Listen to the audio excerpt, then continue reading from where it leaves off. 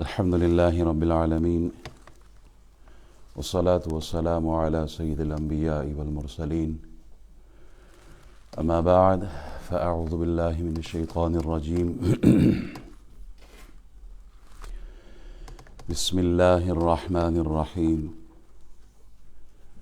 قال الله تبارك وتعالى في الكلام المجيد بعد أعوذ بالله من الشيطان الرجيم والذين لا يدعون مع الله إلها آخر ولا يقتلون النفس التي حرم الله إلا بالحق ولا يزنون ومن يفعل ذلك يلقى أثاما صدق الله مولانا العظيم وصدق رسوله النبي الأمين الكريم ونحن على ذلك لمن الشاهدين والشاكرين والحمد للہ رب العالمین۔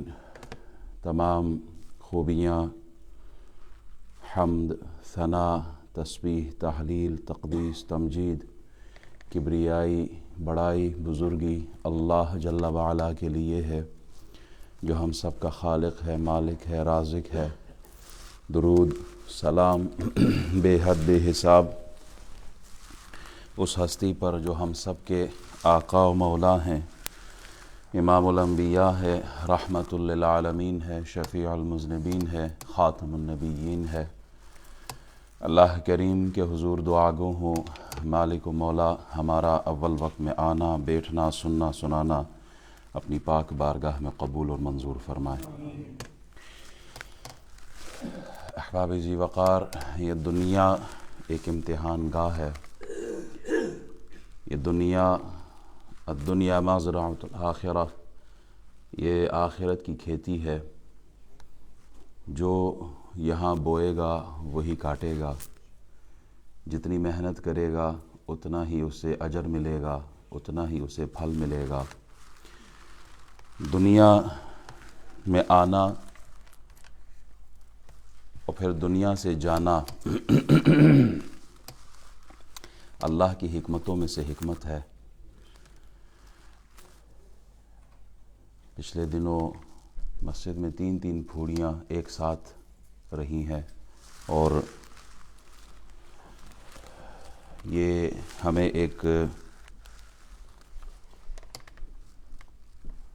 سبق یاد دلا رہی ہے کہ اس دنیا میں رہنا نہیں ہے بلکہ اس دنیا سے سب نے کوچ کر جانا ہے، اور جو سوئے ہوئے ہیں انہیں جگانے کے لیے، غافل دلوں کو بیدار کرنے کے لیے اللہ کی طرف سے ایک خاموش پیغام ہے یہ موت، کہ اٹھو اے انسانوں، ابدی نیند جو سو گئے ہیں وہ ایک خاموش پیغام دے کے جا رہے ہیں کہ چراغ سب کے بجھیں گے، ہوا کسی کی نہیں۔ اللہ تعالی ہم سب کو ایمان پر استقامت اور ایمان والی موت عطا فرمائے۔ پچھلے دنوں ایک بہت اچھے بزرگ، صوفی باصفا، متقی، پارسا، پرہیزگار انسان، حاجی محمد الیاس صاحب نور اللہ مرقدہ، اللہ انہیں غریق رحمت فرمائے، ایک ایکسیڈنٹ میں ان کا انتقال ہوا۔ ان کے لیے دعا کرتے ہیں اللہ کریم ان کی اگلی منزل آسان فرمائے، اور اللہ تعالی نبی پاک علیہ الصلاۃ کی شفقت و شفاعتوں سے انہیں نوازے، اور ہم سب کے گھروں سے جتنے بھی احباب گئے ہیں اللہ تعالی سب پر رحمتوں کا نزول فرمائے۔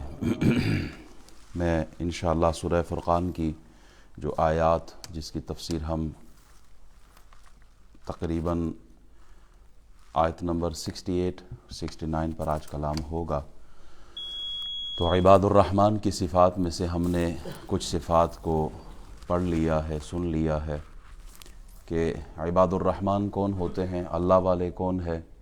وعباد الرحمن الذین یمشون علی الارض ہونا وَإِذَا خَاطَبَهُمُ الْجَاهِلُونَ قَالُوا سَلَامًا، اسی تسلسل کے ساتھ آیت نمبر 68 تک۔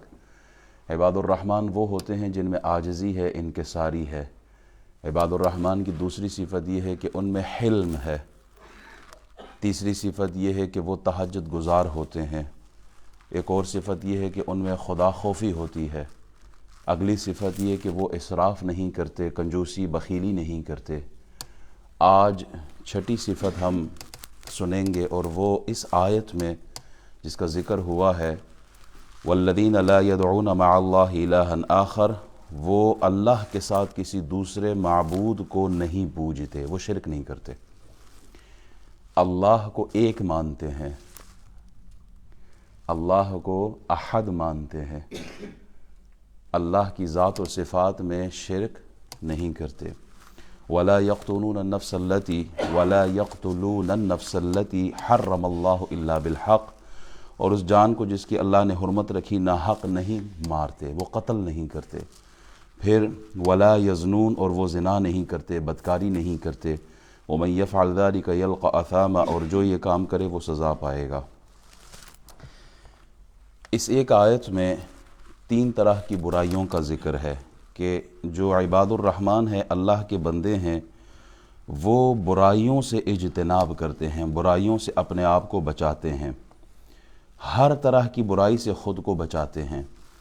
یہاں 3 طرح کی برائیوں کا خاص طور پر ذکر ہوا ہے کہ یہ جو برائیاں ہیں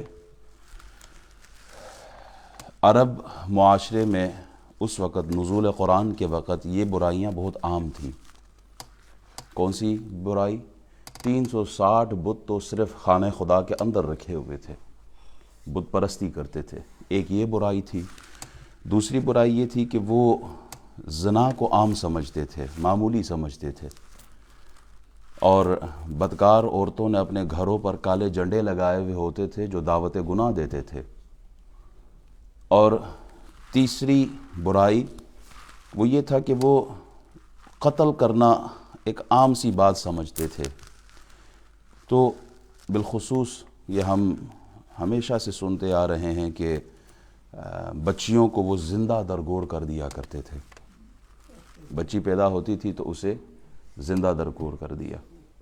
تو عرب معاشرے میں جو خرابیاں اور ظلم بالخصوص ان 3 گناہوں کو لے کر جو برائی ان کے اندر موجود تھی، وہ اس آیت میں بیان کر دی ہے کہ اللہ والے وہ ہیں، عباد الرحمن وہ ہے کہ جو ان گناہوں سے بچے ہوئے ہوتے ہیں۔ رسول اللہ صلی اللہ علیہ وسلم سے سوال کیا گیا، یا رسول اللہ سب سے بڑا گناہ کیا ہے؟ کون سا گناہ سب سے بڑا ہے؟ تو نبی پاک علیہ الصلاۃ والسلام، سب کہیں صلی اللہ علیہ وسلم، آپ نے ارشاد فرمایا شرک ہے، associating partners with Allah subhanahu wa ta'ala as a major sin۔ پھر پوچھا یا رسول اللہ اس کے بعد کون سا بڑا گناہ ہے؟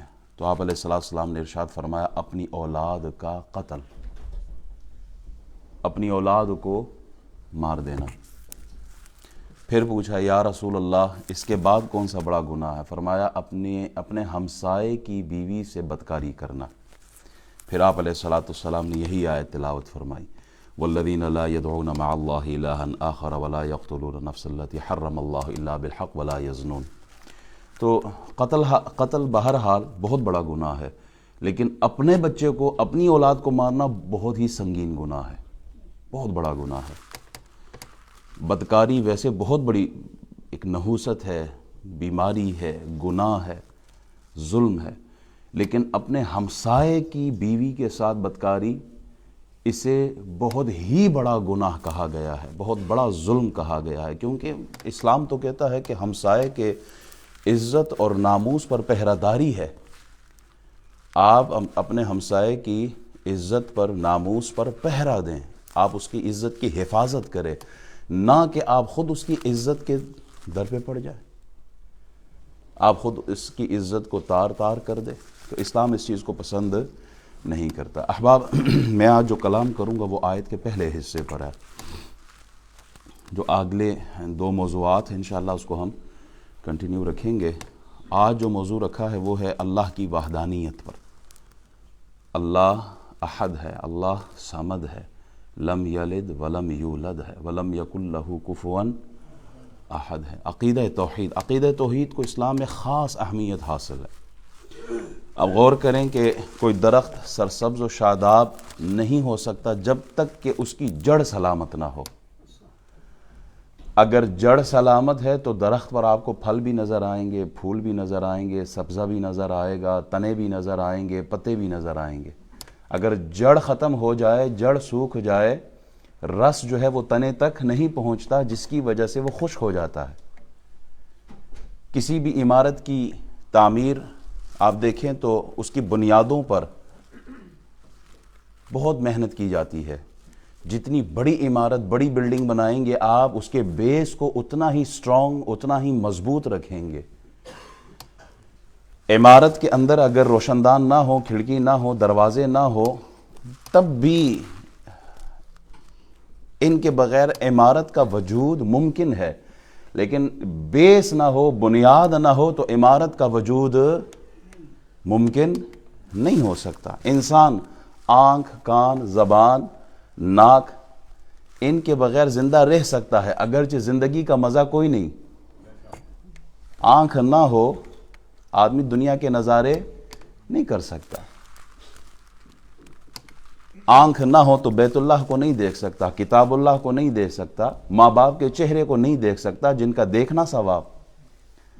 اگر کان نہ ہو تو مسجد کے میناروں سے آنے والی اذان کی صدا، قرآن کی تلاوت، نبی پاک کی نعتوں سے وہ محروم رہتا ہے، اس کو نہیں سن سکتا۔ لیکن زندگی ممکن ہے۔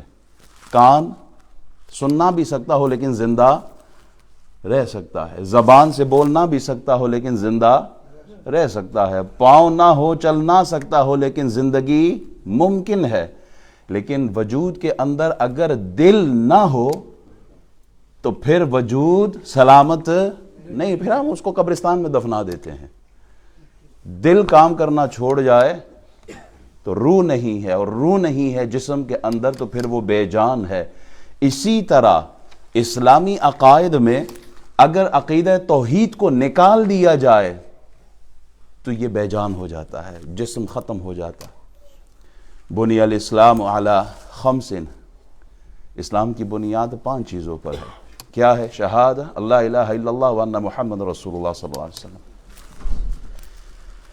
اللہ کی ذات کو ایک ماننا، اللہ کی وحدانیت کو دل سے تسلیم کرنا، اور محمد الرسول اللہ صلی اللہ علیہ وبارک وسلم کی رسالت کو ماننا۔ وَإِقَامِ الصَّلَاةِ وَإِيتَاءِ الزَّكَاةِ وَالْحَجِّ وَصَوْمِ رمضان، نماز، زکوٰۃ، حج اور رمضان کے مہینے کے روزے، یہ اسلام کی بنیاد ہے۔ آپ غور کریں، اسلام کی جو عمارت 5 چیزوں پر قائم کی گئی، پہلے تو اس پہ غور کریں کہ اس کی مثال، اس کی تشبیہ ایک محل سے دی گئی ہے، عمارت سے دی گئی ہے۔ عمارت کام کیا کرتی ہے؟ عمارت انسان کو سردی گرمی سے بچاتی ہے، اس کی پردہ پوشی کرتی ہے، اس کی عزت کی حفاظت کرتی ہے۔ عمارت کے اندر جب آدمی آ جاتا ہے تو پھر وہ عیبوں پر اس کا پردہ پڑ جاتا ہے، نہیں جانتے اندر کیا ہے، وہ محفوظ ہو جاتا ہے قلعے کے اندر۔ جو اسلام کی عمارت میں داخل ہو جاتا ہے، اللہ اسے جہنم کی سردی اور گرمی سے اللہ بچا دیتا ہے۔ 1,24,000 کم و بیش انبیاء جو دنیا میں تشریف لائے، سب کا پیغام محبت اور پیغام ہدایت لا الہ الا اللہ، قولوا لا الہ الا اللہ تفلحوا۔ اللہ کے بندو، لا الہ الا اللہ کا اقرار باللسان و تصدیق بالقلب، زبان سے اقرار، دل سے کھلے دل سے اس کو تسلیم کرنا، تفلحوا تو کامیابی تمہاری ہے، جنت تمہاری ہے، فلاح تمہاری ہے۔ ابو ذر غفاری رضی اللہ تعالیٰ عنہ فرماتے ہیں کہ رسول اللہ صلی اللہ علیہ وسلم کی بارگاہ میں حاضر ہوا، سفید لباس زیب تن فرمائے، آپ علیہ الصلاۃ والسلام آرام فرما رہے تھے۔ جب آپ بیدار ہوئے تو آپ نے فرمایا، ما من عبد قال لا الہ الا اللہ ثم مات على ذلك الا دخل الجنہ، کہ جو بندہ لا الہ الا اللہ پڑھ کر یعنی اسلام قبول کر لیتا ہے، ایمان قبول کر لیتا ہے، پھر اس پر اس کو موت آ جائے تو وہ ضرور جنت میں داخل ہوگا۔ اب کوئی سے یہ تاثر نہ لے کہ جو فقط لا الہ الا اللہ پڑھ لے وہی جنت میں جائے گا، جب تک محمد الرسول اللہ سے نسبت نہیں ہوگی جنت حرام ہے اس کے اوپر۔ جنت کس کو ملنی ہے؟ جس کے ہاتھ میں دامن مصطفیٰ ہو، جو لا الہ الا اللہ کی رٹ لگائے، چلو نماز پڑھائے، بستر اٹھائے، گھمائے پھرائے اور صرف اللہ سے تعلق جوڑے اور اعمال کی اصلاح کرے اور ذات محمد عربی کی طرف العیاذ باللہ توجہ بھی نہ کرے، آپ کی ذات کو بیان ہی نہ کرے، آپ کی محبت کا تذکرہ ہی نہ ہو، فقط اللہ، تو ایسے اللہ کو تو شیطان نے بھی مانا تھا، شیطان کے سجدے زیادہ ہیں۔ فقط اللہ کی ذات اور محمد الرسول اللہ کو بیچ سے ہٹا دیے جائیں، وہ توحید اللہ کو بھی قبول نہیں ہے، ورنہ پکا موحد شیطان ہے۔ وہ کہتا ہے نا آدم کو سجدہ کیوں کروں، وہ تو غیر خدا ہے۔ بہرحال میرا موضوع اس وقت کچھ اور ہے۔ تو محمد الرسول اللہ کے وسیلے سے اللہ نے اپنی وحدانیت کا اعلان کروایا، تو قل هو اللہ احد، پہلے قل کا ذکر کیا، محبوب آپ فرمائے، آپ کے کہے پر وہ ایمان لائیں گے تو ان کا ایمان قبول ہے۔ ابو ذر غفاری فرماتے ہیں رسول اللہ صلی اللہ علیہ وسلم نے ارشاد فرمایا کہ جو بندہ لا الہ الا اللہ پڑھے، یعنی اسلام قبول کرے، ایمان پر اس کو موت آئے، وہ شخص جنت میں جائے گا۔ تو کہتے ہیں میں نے آگے سے سوال کیا، یا رسول اللہ جس آدمی نے بدکاری کی ہو، جس آدمی نے کوئی چوری کی ہو، کیا وہ بھی جائے گا جنت میں؟ اس نے پڑھ لیا لا الہ الا اللہ، اس کے بعد وہ ایڈلٹری، گناہ، زنا، بدکاری کی طرف جائے، پھر بھی جائے گا؟ حضور فرماتے ہیں ہاں پھر بھی جائے گا وہ جنت میں۔ یا رسول اللہ ایک آدمی کلمہ پڑھ لیتا ہے لا الہ الا اللہ محمد الرسول اللہ، اس نے ایمان قبول کر لیا، اس کے بعد وہ زنا کرتا ہے، وہ چوری کرتا ہے، پھر بھی جنت میں جائے گا؟ حضور فرماتے ہیں پھر بھی جنت میں جائے گا۔ کہتے ہیں میں نے تیسری دفعہ پوچھا یا رسول اللہ ایک مسلمان ہے، کلمہ گو ہے، کلمہ پڑھ لیا، وہ زنا کرتا ہے، وہ العیاذ باللہ، اللہ ہم سب کی حفاظت فرمائے، وہ بدکاری کرتا ہے، وہ چوری کرتا ہے، بڑے بڑے گناہوں میں ملوث ہے، کیا وہ جنت میں جا سکتا ہے؟ حضور فرماتے ہیں جس نے کلمہ پڑھ لیا اگرچہ اس نے گناہ کیے ہوں، اللہ اسے جنت میں داخل کرے گا۔ یعنی لا الہ الا اللہ محمد الرسول اللہ، اللہ کی وحدانیت اور رسول اللہ کی رسالت کو ماننا اتنا بڑا کمال ہے۔ خوش نصیب ہے وہ لوگ جنہوں نے اسلام قبول کیا، اور اللہ ہمیں اسلام پر، ایمان پر موت عطا فرمائے، کیونکہ جس بندے کو کلمہ نصیب ہوا یہ جنت کا پروانہ ہے۔ ان اللہ لا یغفر ان یشرک بہ ویغفر ما دون ذلک لمن یشاء، سورہ نساء کی آیت نمبر غالباً 48 ہے۔ اللہ تعالیٰ فرماتا ہے نا شرک نہ کیا ہو باقی گناہ اللہ معاف کر دے گا۔ اس کا یہ بھی مطلب نہیں، مولوی صاحب نے آج جمعہ میں کہہ دیا ہے بس شرک نہ کیا ہو باقی، یہ نہیں، اس کا یہ مقصود نہیں ہے۔ میں صرف لا الہ الا اللہ کی فضیلت پر بات کر رہا ہوں۔ اللہ ہم سب کو گناہوں سے محفوظ رکھے، کہ اللہ کی عبادت کرنی ہے۔ رسول اللہ صلی اللہ علیہ وسلم نے حضرت معاذ سے فرمایا معاذ تم جانتے ہو اللہ کا اپنے بندوں پر کیا حق ہے؟ اللہ کا کیا حق ہے بندوں کے اوپر؟ انہوں نے عرض کیا یا رسول اللہ اللہ جانتا ہے اور اس کا رسول جانتا ہے۔ صحابہ کا بھی عقیدہ یہی تھا کہ اللہ اور اس کے رسول جانتے ہیں۔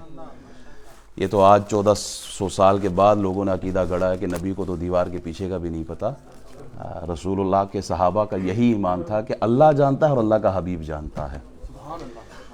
تو رسول اللہ صلی اللہ علیہ وسلم نے ارشاد فرمایا کہ اللہ کا اپنے بندوں پر یہ حق ہے کہ وہ صرف، یعنی بندے صرف اللہ کی عبادت کرے اور اس کے ساتھ کسی کو شریک نہ ٹھہرائے۔ یہ اللہ کا حق ہے ہمارے اوپر، اور اللہ کا لاکھ لاکھ شکر ہے۔ ہم اہل سنت و جماعت ہے، ہم عقیدہ توحید پر بھی اللہ کے فضل و کرم سے ایسا ہی عقیدہ رکھتے ہیں جیسے مصطفیٰ پڑھا کر گئے ہیں۔ ہم اللہ کی وحدانیت پر ہمارا ایمان ہے، ہم سجدہ فقط اور فقط اللہ کی ذات کو کرتے ہیں۔ بعض احباب آپ نے دیکھا ہوگا نا کہ چونکہ مزارات سے تعلق ہی اہل سنت و جماعت کا ہے، ہم ہی مزارات کو ماننے والے ہیں، ہم ہی درباروں کے، ہم ہی پیر فقیر کو ماننے والے لوگ ہیں، تو اکثر جہلا جن کو دین کا علم نہیں ہے وہ وہاں جا کر مزارات کے آگے طواف کرنا اور پھر سجدے کرنا اور نہ جانے کیا کچھ، تو پھر وہ اٹھا کے ہمارے کھاتے میں ڈال دیا جاتا ہے۔ ان سے ہمارا کوئی تعلق نہیں ہے۔ ہم سجدے کرنے والے غیر اللہ کو سجدہ کرتے ہیں، ہم تو محمد الرسول اللہ کے دربار پرانوار پر، آپ علیہ الصلوۃ والسلام کے روضہ اطہر پر، ہم تو وہاں سجدہ نہیں کرتے، تو پھر تو باقی ساری آپ کی مخلوق امت ہے آپ کی۔ تو ہم فقط اللہ کی ذات کو سجدہ کرتے ہیں، اور یہی اللہ کا حق ہے اپنے بندوں کے اوپر۔ عقیدہ توحید کیا ہے؟ شرعی اعتبار سے یہ عقیدہ رکھنا کہ اللہ تعالیٰ اپنی ذات، اپنے صفات اور جملہ اوصاف و کمالات میں یکتا ہے، بے مثال ہے، اس کی کوئی نظیر نہیں ہے۔ اللہ، اس کا کوئی شریک، ہم پلہ، برابر، کوئی ساتھی کہ جو اس کی مدد کرے وہ کمزور ہے، یہ عقیدہ ہمارا نہیں ہے۔ اللہ بے مثل و بے مثال ہے۔ قل هو اللہ احد اللہ الصمد لم یلد ولم یولد ولم یکن لہ کفوا احد۔ اللہ ایک ہے، احد ہے، اللہ بے نیاز ہے، اس کی کوئی اولاد نہیں ہے۔ عیسائیوں نے، یہودیوں نے، آپ دیکھیں تو یہ ٹرینٹی کے قائل ہے، تثلیث کے قائل ہیں عیسائی۔ ہندوؤں کے خداؤں کو دیکھیں آپ، ہندوؤں سے زیادہ ان کے خدا موجود ہیں۔ اللہ الصمد لم یلد ولم یولد ولم یکن لہ کفوا احد۔ اس بات کو دل سے تسلیم کرنا، دل سے اس پر یقین رکھنا کہ ساری کائنات کا خالق، مالک، رازق اور قادر مطلق، مختار کل، سب سے اعلیٰ اللہ، سبحان ربی العظیم، سبحان ربی الاعلیٰ، جو اپنی صفات میں، اختیارات میں، اقتدار میں یکتا ہے، اس کا کوئی شریک نہیں۔ ذاتی نام اللہ ہے اور بے شمار صفاتی نام ہے۔ اللہ کی تمام جو صفات ہے 4 خوبیوں سے متصف ہیں۔ ایک یہ کہ وہ قدیم ہے۔ کچھ چیزیں آج ذرا اکیڈمک لیول کی ہیں، اس کو سمجھنا بہت ضروری ہے۔ اللہ کی صفات کے بارے میں جمعہ ہم سننے آتے ہیں الحمدللہ، کچھ سیکھنے کی سوچ لے کے کہ آج ہم نے یہ چیز سیکھ کے جانا ہے۔ اللہ کی صفات کے بارے میں کوئی پوچھے کہ آپ اللہ کو ڈیفائن کرتے ہیں، ذرا اللہ کی صفات تو بتائیں نا۔ 4 چیزیں ایٹ لیسٹ آپ کے ذہن میں ہونی چاہیے۔ صفات کیا ہے؟ قدیم ہے۔ صفات قدیم ہے، جو ہمیشہ سے ہو۔ اس کا مطلب یہ کہ وہ ہمیشہ سے۔ اس کے مقابلے میں ایک لفظ ہے حادث۔ مخلوق حادث ہے، اللہ قدیم ہے۔ اسی کو ہم کہتے ہیں نا کہ وہ ازلی ہے، وہ ابدی ہے۔ حادث وہ ہوتا ہے جو پہلے نہ ہو اور بعد میں ہو، وہ حادث ہے۔ اسی طرح دوسری صفت ہے ذاتی۔ جو چیز کسی کی دی ہوئی نہ ہو، یہ ذاتی ہے۔ اس کے مقابلے میں لفظ ہے عطائی۔ جو صفات محمد الرسول اللہ کو اللہ نے دیے ہیں وہ سارے کے سارے عطائی ہیں، اللہ نے دیے ہیں۔ جو اختیار آپ کے پاس ہے، جو کمال آپ کے پاس ہے، جو حسن و جمال آپ کے پاس ہے، جو جود و نوال آپ کے پاس ہے، جو معجزات آپ کے پاس ہے، جو سخاوت آپ کے پاس ہے، جو بھی آپ کے پاس خصلت ہے، نیکی ہے، خوبصورتی ہے، جو بھی کمال آپ کے پاس ہے، وہ کس کا دیا ہوا ہے؟ اللہ کا دیا ہوا ہے۔ تیسری بات غیر فانی۔ اللہ کے پاس اس کی جو صفات ہے وہ غیر فانی ہے، جس کو فنا نہ ہو سکے۔ اور چوتھی چیز لا محدود، جس کی کوئی حد نہ ہو۔ یہ 4 صفات اللہ کی کون کون سی ذرا دہرائیں؟ پہلی صفت کیا ہے؟ قدیم ہے۔ دوسری صفت کیا ہے؟ اجے یاد نہیں تھے، آگے کہ یاد ہو سی۔ قدیم، ذاتی، غیر فانی، لا محدود۔ ذرا سب دہرائیں۔ قدیم، ذاتی، غیر فانی اور پھر لا محدود۔ یہ صفات اللہ کی ہیں۔ اور مخلوق کی صفات کہ وہ حادث ہے، عطائی ہے، اس کو فنا ہے اور وہ محدود ہے۔ یہاں شرک کی جو جڑ ہے نا وہ ختم ہو جاتی ہے جب آپ یہ عقیدہ رسول اللہ کے لیے مان لیتے ہیں۔ پھر شرک کا تصور ہی ختم ہو جاتا ہے۔ اب آپ جتنے بھی کمالات رسول اللہ کے بیان کریں وہ کم ہے، کیونکہ آپ نے شرک کی جڑ کو ہی کاٹ دیا ہے۔ اللہ واجب الوجود ہے، مخلوق ممکن الوجود ہے۔ واجب الوجود اس ذات کو کہتے ہیں جس کا موجود ہونا ضروری ہے، اس پر عدم یعنی نہ ہونا وہ نہ آیا ہو۔ ایسا وقت ہو ہی نہیں سکتا کہ اللہ موجود نہ تھا۔ وہ وقت ہی نہیں ہے کہ جب ہم یہ کہہ سکیں کہ اللہ موجود نہ تھا، یا وہ وقت آئے گا ہی نہیں جہاں ہم یہ کہہ سکیں کہ اللہ موجود نہیں ہوگا۔ هو الاول والآخر والظاہر والباطن وهو بكل شيء علیم۔ واجب الوجود وہ جس کے وجود ہونے کے لیے کوئی سبب اور علت نہ ہو، بلکہ دوسروں کے وجود میں آنے کا وہ سبب اور علت ہی وہی ہو۔ ہمیں کس نے پیدا کیا؟ اللہ نے پیدا کیا.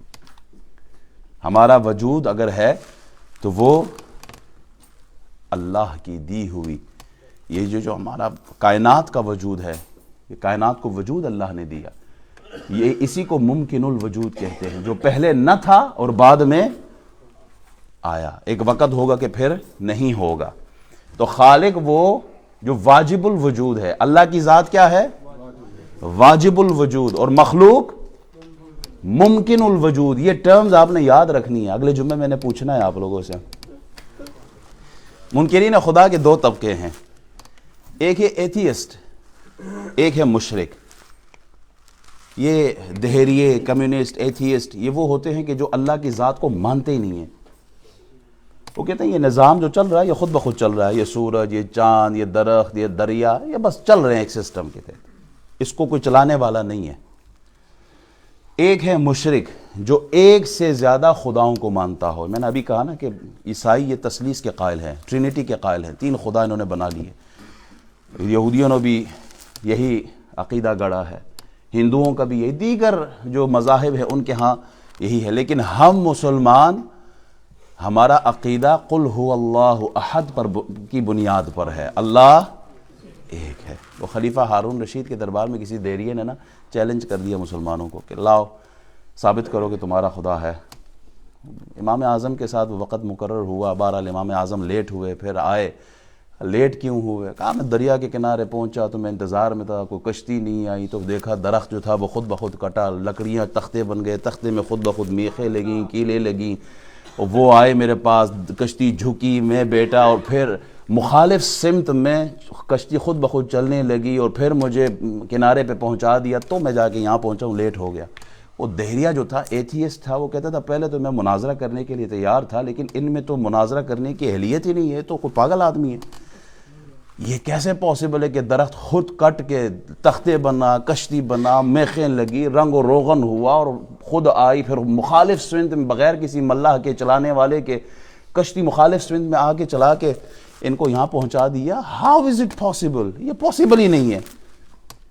امام اعظم قربان جائے، آپ کو اسی لیے تو امام اعظم کہا جاتا ہے.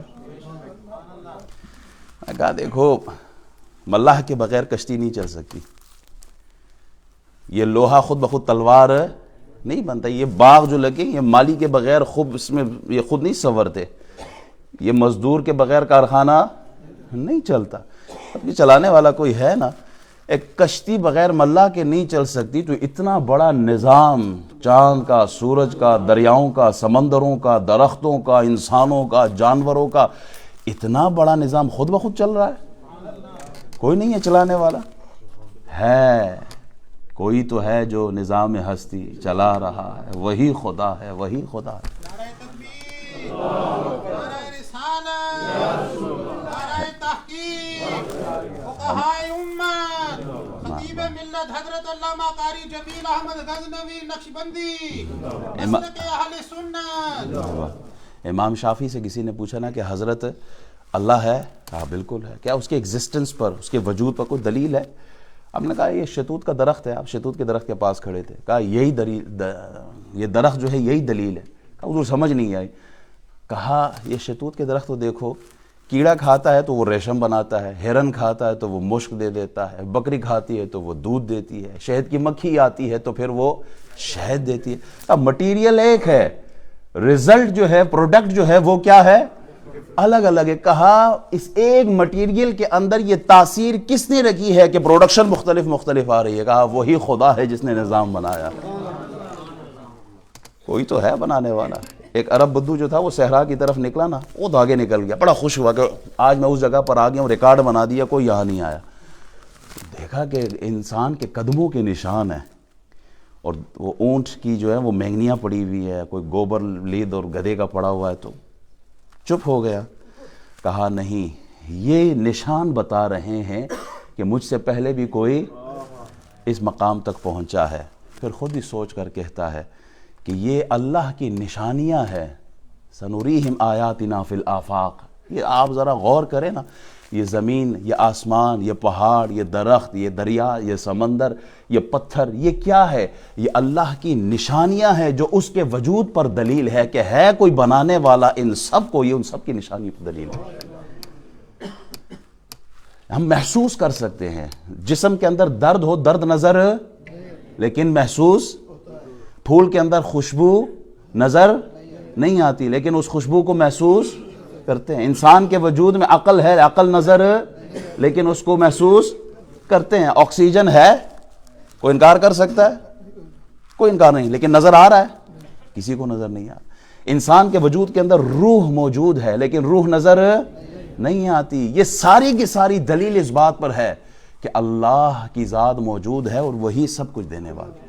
کائنات میں دو طرح کی چیزیں ہیں، ایک وہ ہیں کہ جن کو انسان بنا سکتا ہے، ایک وہ ہے جن کو انسان بنا نہیں سکتا۔ گھڑی ہو گئے، جوتے ہو گئے، لباس ہو گیا، موبائل ہو گئے، گاڑی ہو گئی، مکان ہو گئے، یہ سب انسان بنا سکتے ہیں۔ ساری کائنات مل کر بھی ایک مچھر نہیں بنا سکتے۔ ساری کائنات مل جائے تو ایک مچھر نہیں بنا سکتے۔ یہ کس بات کی دلیل ہے؟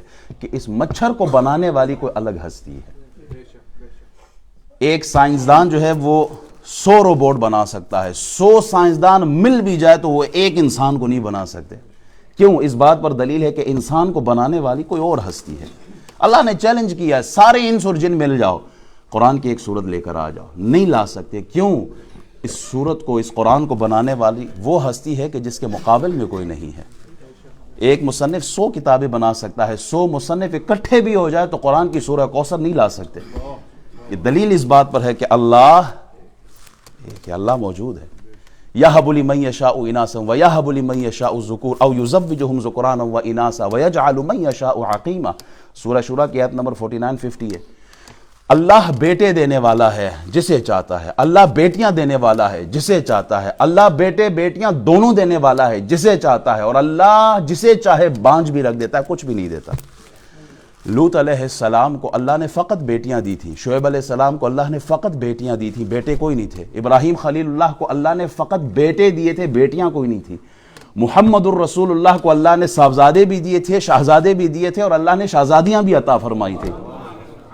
تو یہ اللہ کی ذات ہے، جسے چاہے عطا فرمائے۔ میں یہاں ایک بات کہنا چاہوں گا کہ جن عورتوں کو اللہ نے فقط بیٹیاں دی ہیں انہیں ذلیل نہ کیا جائے، یہ ان کے اختیار میں نہیں ہے۔ جن کے ہاں اولاد سرے سے نہیں ہے ان عورتوں کو طعنہ نہ دیا جائے، انہیں ذلیل نہ کیا جائے، انہیں منحوس نہ سمجھا جائے، انہیں اذیت نہ دی جائے، انہیں فقط اس بات پر طلاق نہ دی جائے کہ تمہاری تو کوئی اولاد ہی نہیں ہوتی۔ کیوں؟ یَهَبُ لِمَن يَشَاءُ إِنَاثًا وَيَهَبُ لِمَن يَشَاءُ الذُّكُورَ۔ اللہ فرماتا ہے یہ تو میرا اختیار ہے، میں جسے چاہوں جو عطا کروں۔ اس بنیاد پر وہ عورتیں جن کو اللہ نے بیٹے دیے ہیں یا اولاد دی ہے، وہ خاندان کے اس عورت کو نحوست یا منحوس نہ سمجھے، اسے ذلیل نہ کرے، اسے طعنہ نہ دے کہ جس کے ہاں اولاد نہیں ہے۔ کیوں؟ جو اللہ اولاد دینے پہ قادر ہے وہی اللہ اولاد واپس لینے پہ بھی قادر ہے۔ کسی بھی عورت کو، کسی بھی بہن، کسی بھی بیٹی کو فقط اس لیے ذلیل نہ کیا جائے کہ اس کو اللہ نے اولاد نہیں دی۔ یہ اختیار کس کا ہے؟ اللہ کا ہے۔ ہمارے ہاں ایک بہت بڑا المیہ یہ بھی ہے کہ خاندان میں اس عورت کو بہت ذلیل کیا جاتا ہے، تنگ کیا جاتا ہے۔ ہماری کمیونٹی کے اندر یہ معاملات ہوتے ہیں، جس کو اللہ نے کوئی اولاد نہیں دی، اگر دی ہے تو بیٹیاں دی ہیں، بیٹے کوئی نہیں ہے۔ وہ آج کی میڈیکل سائنس نے تو بہت کچھ کہہ دیا ہے کہ اس میں تو اس کا وہ کردار ہی کوئی نہیں ہے، زیادہ تر بیٹے کے لیے مرد ہی کا، آپ سب سمجھدار ہیں اس میں۔ اللہ تعالی ہمیں دین سمجھنے کی توفیق عطا فرمائے۔ ابھی یہ موضوع مکمل نہیں ہوا، بہت کچھ اس میں کہنا باقی۔ اللہ تعالی ہمیں توفیق عطا فرمائے کہ یہ مسئلے مسائل دین کے حوالے سے ہم سمجھیں، ان کو یاد رکھیں۔ واجب الوجود کیا ہے، ممکن الوجود کیا ہے، اللہ کی جو صفات ہے وہ قدیم ہے، وہ ذاتی ہے، وہ غیر محدود ہے، وہ غیر فانی ہے۔ ان چیزوں کو سمجھیں، انہیں یاد رکھیں، کیونکہ اگر کل کسی غیر مسلم سے تعلق ہوا اور سوال ہی اتنا پوچھ لیا اللہ کے حوالے سے، اور ہم کہیں کہ ہمیں تو ماں باپ نے پڑھا دیا تھا، بس اتنا ہی کافی ہے، علم کدھر گیا؟ وہ علم جو نبیوں کی میراث ہے، ہمیں اسے حاصل کرنا ہے۔ اللہ تعالی سمجھنے کی توفیق عطا فرمائے۔ وآخر دعوانا الحمدللہ رب العالمین۔